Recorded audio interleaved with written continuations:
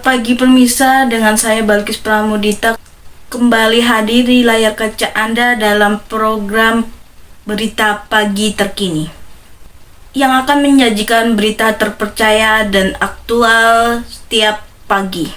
Berita utama pada pagi hari ini datang dari sistem PPDB diganti menjadi SPMB. Dan ada berita Festival Summer Vibes di Blok M.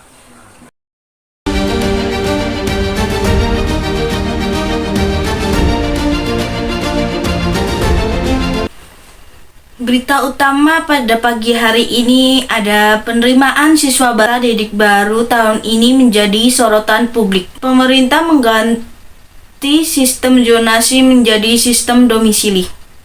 Namun perubahan ini tidak serta-merta menyelesaikan masalah yang mendasar. Justru praktik pungli atau pungutan liar dalam SPMB atau sistem penerimaan siswa baru kian meresahkan orang tua atau wali siswa. Selain adanya pungli atau pungutan liar, beberapa siswa atau orang tua wali murid protes adanya sistem domisili. Dikarenakan adanya sistem domisili Dikarenakan dengan adanya sistem ini, anak-anak mereka tidak bisa masuk di sekolah favorit pilihan mereka sendiri. Dikarenakan juga jauh dari rumah atau domisili tempat mereka tinggal, jadi mereka tidak bisa mendaftar di sekolah favorit yang mereka inginkan. Perubahan istilah dari PPDB atau penerimaan peserta didik baru menjadi SPMB atau sistem penerimaan murid baru diharapkan membawa penyegaran dalam sistem seleksi masuk sekolah negeri. Namun, fakta di lapangan menunjukkan masih marak praktik pungli dan manipulasi data domisili.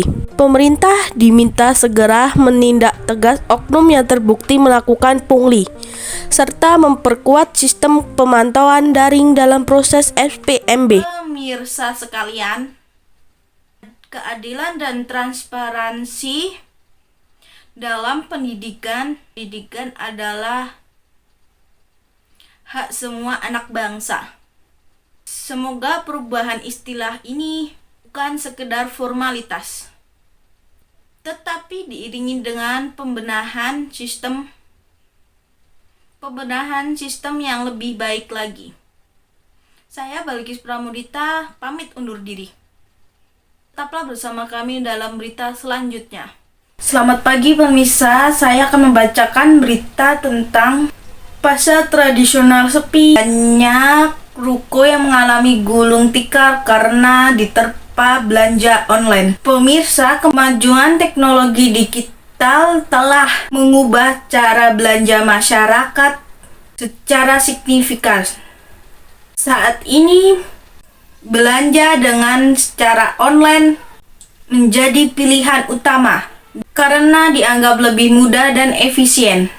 Namun, di balik kemudahan tersebut, terdapat efek serius yang dirasakan oleh pelaku usaha di sektor tradisional. Hasil observasi tim kami menunjukkan banyak pasar tradisional yang kini sepi dari pengunjung. Barisan kios dan lapak yang dulunya penuh dengan pembeli sekarang terlihat sepi dan kosong. Keadaan serupa juga terlihat di berbagai pusat perbelanjaan dan toko-toko yang biasanya ramai dengan aktivitas jual beli, sekarang terlihat sepi. Banyak dari bisnis tersebut terpaksa tutup karena penurunan pendapatan yang drastis. Banyak di antara mereka harus menghentikan usaha lantaran terus mengalami kerugian.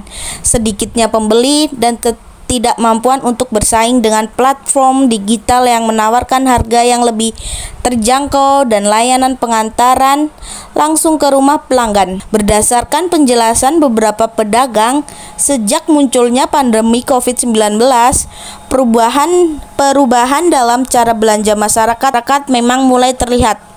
Akan tetapi, mereka tidak menduga bahwa kebiasaan tersebut akan berlanjut dan bahkan semakin kuat. Kondisi ini tentu menimbulkan kekhawatiran yang lebih luas terutama dari sisi sosial dan ekonomi. Lesunya sektor perdagangan offline tidak hanya berdampak pada pelaku usaha, tetapi juga kepada pekerja harian, buruh pengangkut, hingga petugas kebersihan pasar yang kehilangan sumber pendapatan mereka. Pemirsa sekalian, dengan perkembangan teknologi saat ini seharusnya berfungsi sebagai alat untuk memperkuat ekonomi rakyat, tidak justru menggeser dan mematikan sumber mereka. Pemerintah dan masyarakat perlu bekerja sama untuk menemukan solusi yang adil dan berkelanjutan. Berita selanjutnya datang dari Kebayoran Baru, Jakarta Selatan. Hujan deras yang tak kunjung reda dari pagi hingga malam mengakibatkan banjir. Air yang meluap perlahan merendam kawasan permukiman warga. Air yang meluap mengakibatkan banjir setinggi lutut orang dewasa. Air yang meluap mengakibatkan banjir pada siang hari membuat warga kelimpungan untuk menyelamatkan alat elektronik atau benda berharga lainnya. Motor-motor yang terparkir tidak bisa digunakan. Akses masuk rumah lumpuh total atau terhambat. Fenomena yang tak lagi asing ini terasa menyulitkan karena intensitas hujan yang makin sering terjadi. Sejumlah pengendara motor yang hendak keluar rumah terpaksa menunda perjalanan mereka. Banyak di antara mereka hanya bisa pasrah melihat air menggenangi halaman rumah dan jalanan di sekitar lingkungan tempat tinggal mereka. Motor dan kendaraan pribadi tidak dapat digunakan karena ketinggian air yang dapat membahayakan mesin kendaraan mereka. Sejak pagi hujan terus-menerus tanpa jeda. Siang hari air mulai naik dan sekarang sudah selutut orang dewasa. Hasil dari wawancara yang telah kami lakukan, mereka mengatakan banjir ini bukan kali pertama terjadi. Hampir setiap kali curah hujan tinggi, kawasan ini menjadi langganan banjir. Tapi tidak ada perbaikan saluran air atau upaya nyata dari pemerintah untuk mengatasi banjir di kawasan ini. Selain merendam permukiman, banjir juga mengganggu aktivitas sosial dan ekonomi warga. Anak-anak tidak bisa bersekolah, para pekerja tidak bisa berangkat kerja, aktivitas sehari-hari di sekitar lokasi pun terpaksa ditutup sementara.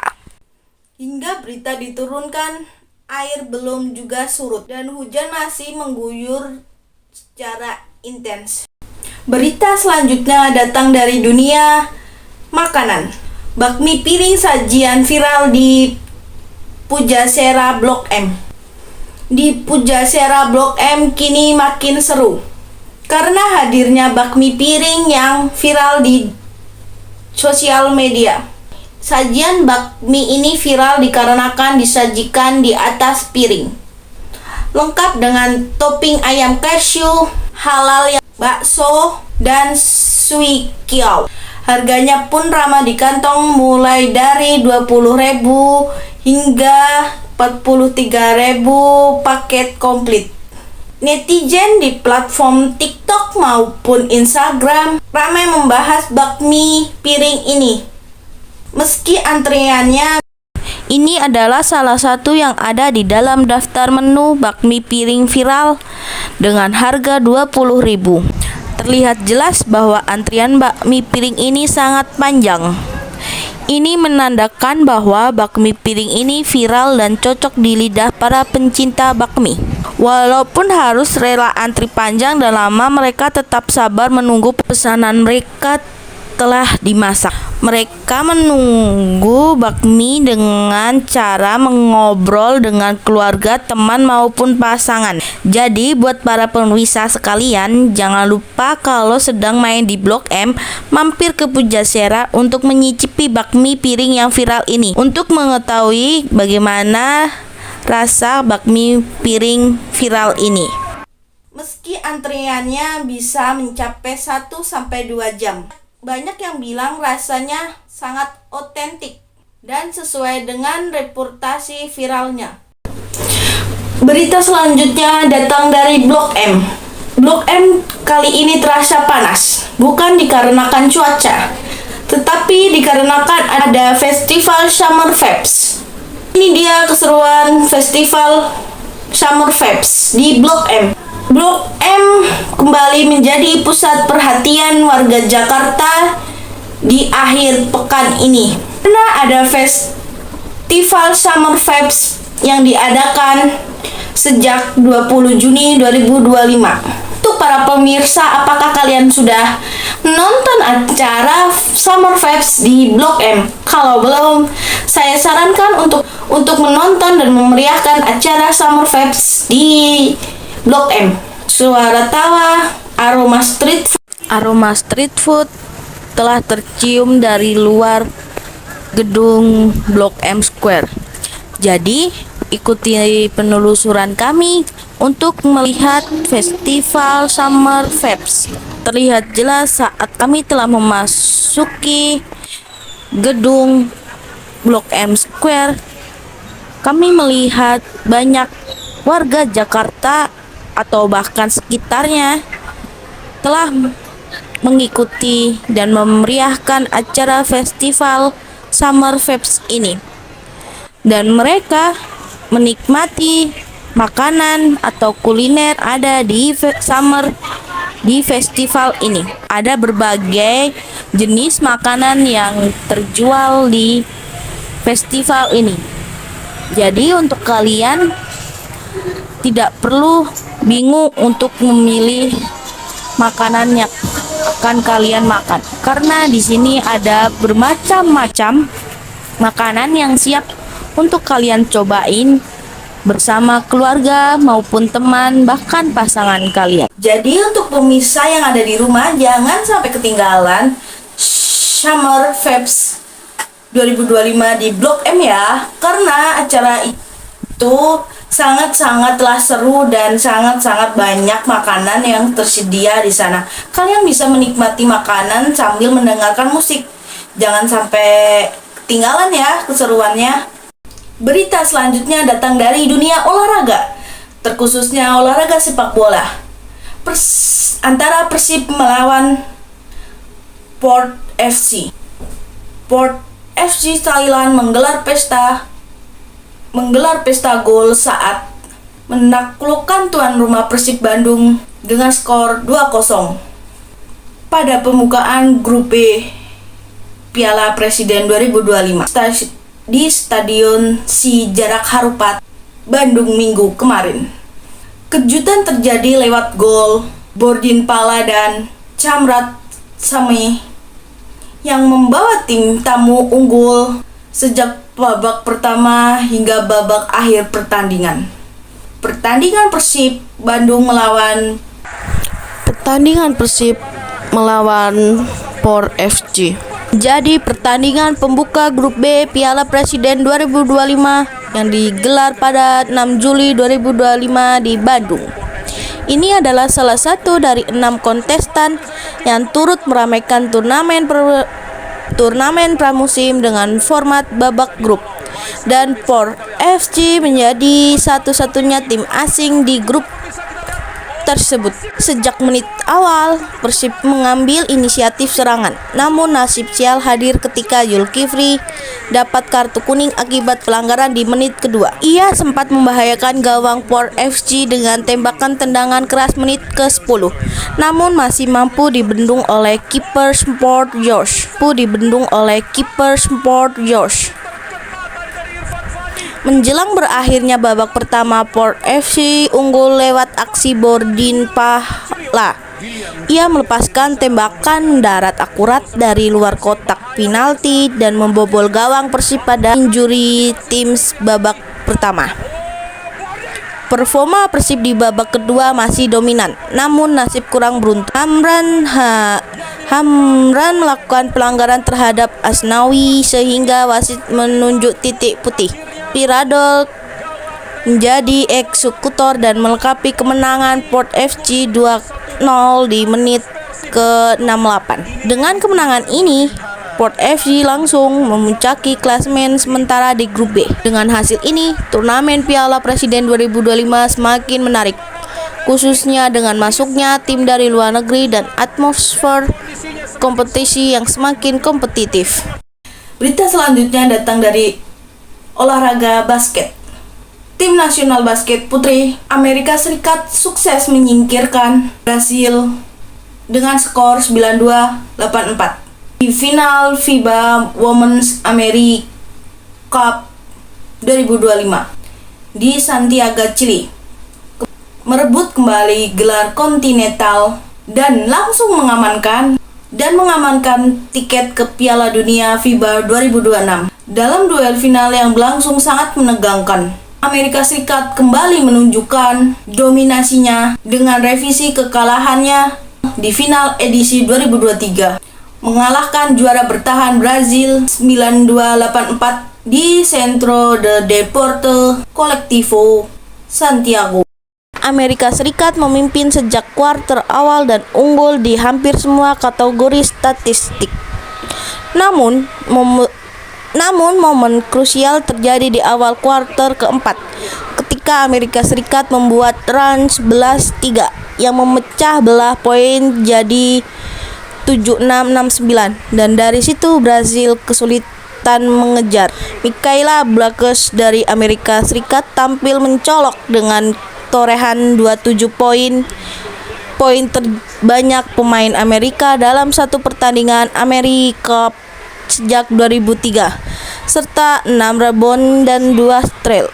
Pencapaian itu membawa menjadi MVP turnamen serta masuk dalam All-Star 5. Skuad Amerika Serikat yang penuh talenta perguruan tinggi mempertontonkan rotasi pemain efektif. Penghentian dominasinya, Amerika Serikat berhasil mengoleksi gelar kontinental kelimanya melampaui Kuba dan mendekati Brasil yang mempuncaki dengan 6 gelar.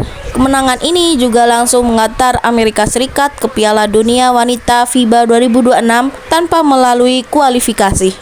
Sementara Brasil mengukir medali ke-15 terbanyak sepanjang sejarah turnamen.